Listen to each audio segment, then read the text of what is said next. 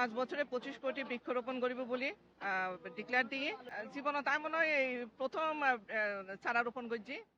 আজি আসলে এটা আই বৃক্ষরোপণ করিবার লাই আসছি আর নির্বাচনী এলাকা হাটহাজারী চট্টগ্রাম 5 সংসদীয় আসনত ওনারা জানুনতে আর মাননীয় প্রধানমন্ত্রী জনাব তারেক রহমান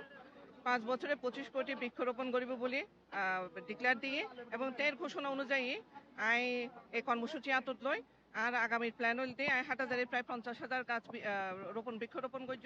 এবং আর মাননীয় প্রধানমন্ত্রী যে স্বপ্ন সেই স্বপ্ন পূরণের লাই হাজগরি যাই মাঠে যাইতে ইনশাল্লাহ। জীবনত আমি মনে হয় এই প্রথম চারা রোপণ করছি। আসলে আর আম্মা করতো বাগান আর কোনোদিনও বাগান নও করি তো এখন আই আজকে যেহেতু আর মাননীয় প্রধানমন্ত্রীর নির্দেশনা সেই নির্দেশনা অনুযায়ী আসলে চারা রোপণ করছি যে চাই ইনশাল্লাহ গাছে বা হত্য রয়েছে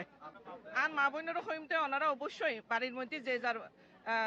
খাদ্য যে জীবা ওনারা ডেইলি সবজি হন সবজি বাগান করুন এবং ওষুধি গাছ বাড়ির মধ্যে যদি ওষুধি গাছ লাগান তাহলে বহুত রোগ বালাইতো না আরা মুক্তি পাইম এবং আর যে স্বপ্ন আর দেশের কবির ভাষায় হয়তো সুজলা সুফলা শস্য শ্যামলা যে সবুজের বাংলাদেশ জিয়ান হয়তো এন আরা নারীওয়ালাই যদি আসলে উদ্যোগ লয় তো সেক্ষেত্রে